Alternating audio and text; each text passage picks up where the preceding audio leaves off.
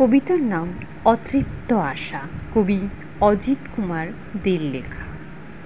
বেশ তো ছিলাম আমি নিজের মতো করে, তুমি কেন এলে আমার কাছে?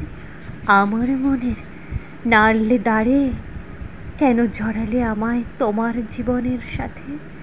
চলে গেল আমার রাতের ঘুম, নিশিরাত জেগে থাকি শুধুই তোমার মুখপানে চেয়ে। নির্জন দুপুর বসে থাকি, জানলা পাশে তুমি আসবে পুকুর ঘাটে।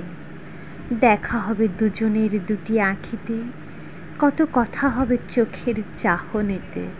হারিয়ে যায় মনের আবেগে, উড়ে যায় খোলা আকাশে।